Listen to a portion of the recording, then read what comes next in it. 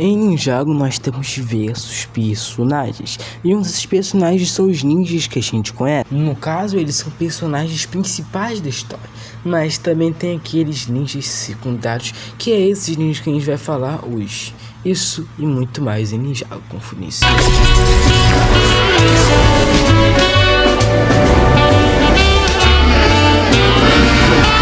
Ninjago Confidencial. Opa, legal, maneiro, quem fala é o Ninjago Confidencial e vamos começar esse vídeo em ordem cronológica, começando lá da segunda temporada. Enfim, hoje a gente vai falar sobre ninjas secundários. Esses ninjas que eu vou estar citando no vídeo, alguns são realmente ninjas e outros só se fingem ninjas. Eu só reuni os principais e eu não vou falar sobre a história completa desse personagem, vou resumir um pouco, porque se fosse falar ia demorar uma hora. Continuando. E outra coisa, a linha cronológica que eu estou falando não é a linha cronológica da linha do tempo de Ninjago, e sim de episódio. Dito isso, o primeiro ninja secundário é o ninja marrom, o Derek. Basicamente, ele apareceu pois os ninjas estavam procurando algum lugar para o Lloyd treinar. Eles foram de ônibus até uma academia, onde eles achavam que tinha um sensei e tinha boa estrutura. Enfim, acabaram que descobrindo que esse sensei é um grande basicamente vergonhoso, esse cara que basicamente se ostentava com seus troféus falsos, e acabou que ele pouco fã. Enfim, servindo mais de alívio cômico, né, com seus troféus falsos. Mas ele mais destaques na batalha final, onde ele acaba conseguindo o capacete, onde ele ia conseguir liderar o exército de pé. Mas a gente também sabe que o Derek precisava do seu dinheiro, então ele começou a entrar no rumo de negócios no especial Dia dos Mortos. Ele acaba meio que contratando os ferreiros reais para cantar. Enfim, Derek tem uma aparição ali ou outra, como até na quarta temporada, mas a gente pode dizer que ele teve mais destaque ainda na nona temporada. A resistência, não quero dizer. Basicamente, liderado pelo Lloyd para derrotar as forças do mal, acaba que ele acaba tendo até poderes, né, nesta temporada. No caso, Derek não precisava de poderes, mas isso é um pouco meio forçado. E bota ele cômico pra marrom e dava caganeira. Meu Deus do céu. Enfim, eu não ia esquecer de citar a aparição dele na 12ª temporada.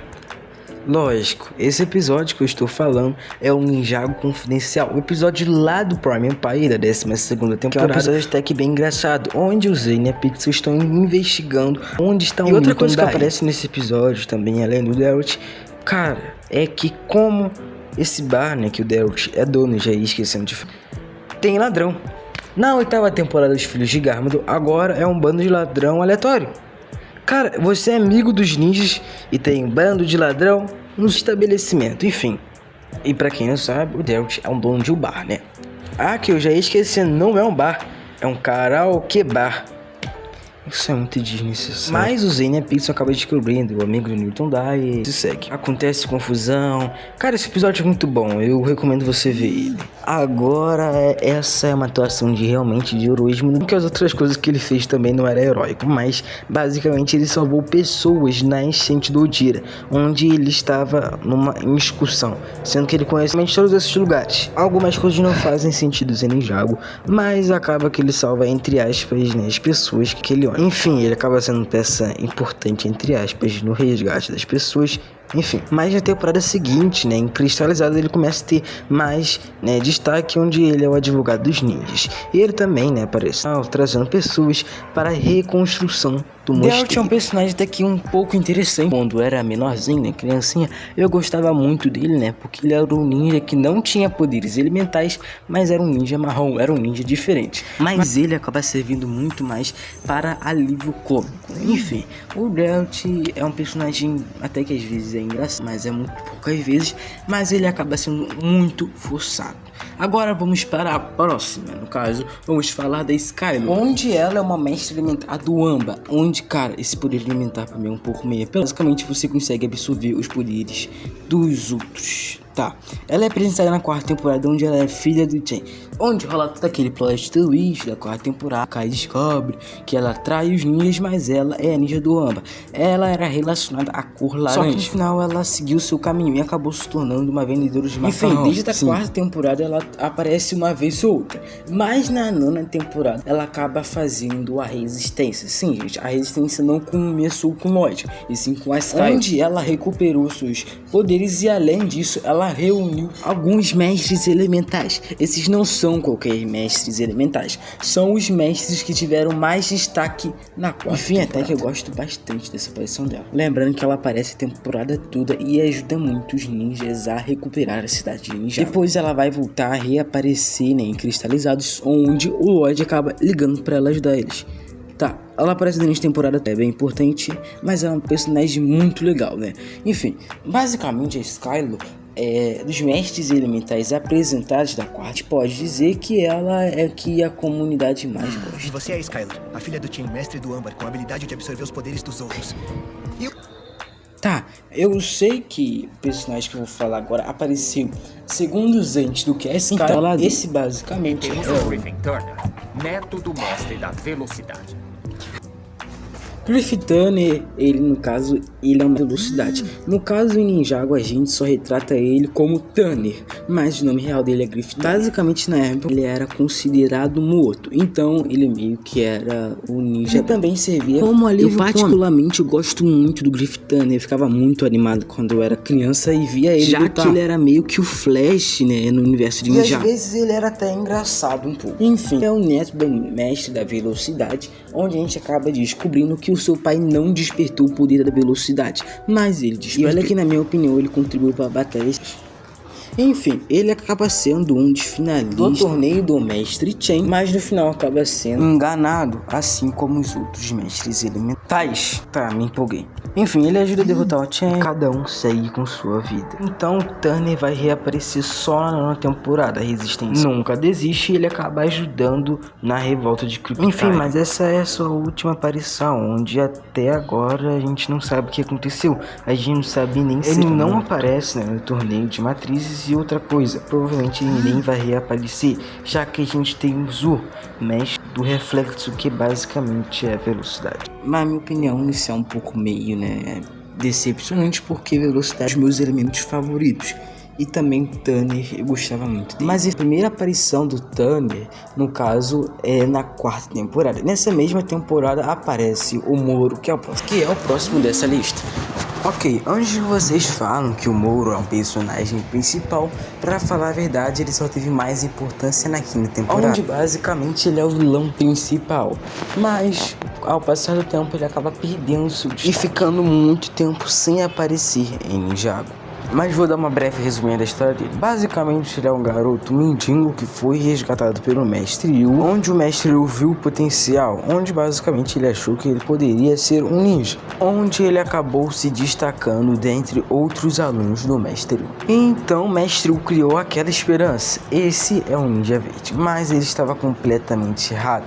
E o destino não o escolheu. Acabou que ele se revoltou com o Mestre Yu, pois queria ser um ninja verde. Então acaba que ele tenta se provar como ninja verde. E nisso ele começa a ir em várias aventuras para se mostrar que ele era digno de ser um ninja verde. Até que uma delas ele não voltou. E nisso, depois de muitos anos, ele volta na quinta temporada, amando a proeminente, para amaldiçoar o reino de Ninjago. E o resto, enfim, eu ainda estou fazendo um vídeo para o Muro e prometo que nesse mês ainda vai sair. Enfim, acontece muita coisa na quinta temporada e ele volta no Day of the Parties, amando o mestre, basicamente para distrair os ninjas enquanto ele executava o seu plano. Só que o Muro, ele basicamente, ele só serviu para avisar que o Cole existe. Pelo menos mostrou que ele é bom e mostrou a sua reaparição. Desde então ele ficou muito tempo sumido, mas basicamente a gente já sabe que ele provavelmente vai voltar nessa nova temporada de A Ciência dos Dragões. Enfim, o ninja secundário que a gente vai falar agora basicamente não é tão novo, e sim bem antigo,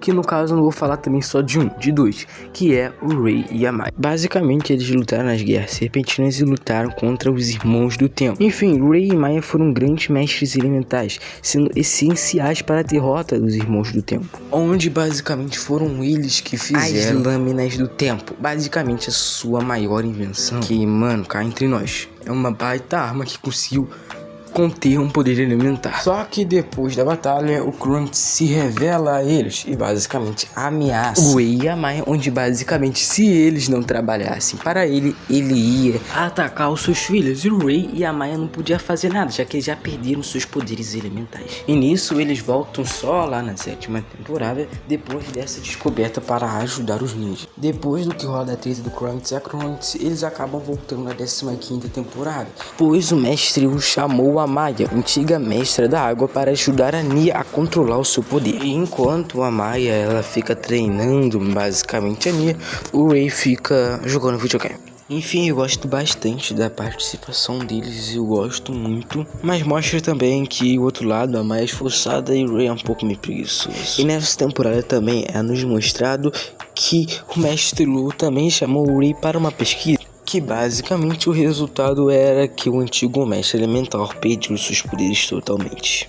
E eu gosto bastante de ver essa luta porque é um antigo aluno mestre Yu enfrentando um novo. Enfim, vamos para o próximo personagem, que aqui eu já falei bastante. Pra falar a verdade, o próximo dessa lista não é nem tão importante assim pra história. Ele nada mais nada menos que é o mestre do gelo antigo. Cara, eu sempre fiquei muito curioso para saber sobre esse personagem, que ele parece ser muito interessante. Enfim, nós não sabemos muito dele, só sabemos que ele lutou na Guerra Serpentina e lutou contra a Krunks e a Krunks. Mas também sabemos que a sua ligação com o gelo era tão poderosa que ele era chamado de Gelo. Mas provavelmente as pessoas também não sabiam o nome dele. Mas uma curiosidade é quando ele já estava no final da sua vida, a sua ligação com o seu elemento estava tão poderosa que aonde ele ia, o inverno ia com ele. E ele, quando estava no final de sua vida, quando ele estava bastante doente, ele acabou passando seu poder elementar para o Zen. Provavelmente depois ele acabou falecendo. Mas o seu legado continua até hoje, porque até hoje aquele lugar é frio e congelado e é sempre um inverno lá,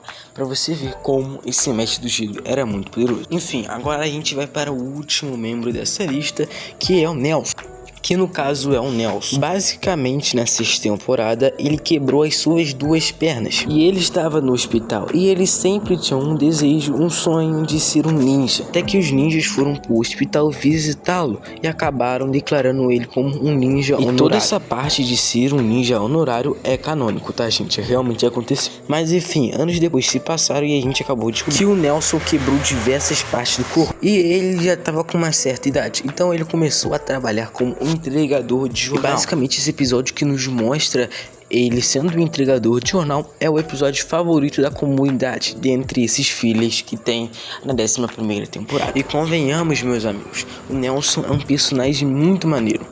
Enfim, é bem maneiro ver o Nelson sendo um entregador de jornal e tendo que falar com o mestre Yu que os ninjas estão perdidos e ele sendo o ninja roxo, como sempre. Inclusive ele aparece outras vezes como em Cristalizados, onde ele é muito importante para a história, já que podemos dizer que ele nunca queria desistir, sempre estava preparado para a luta, ele sonhava com esse dia.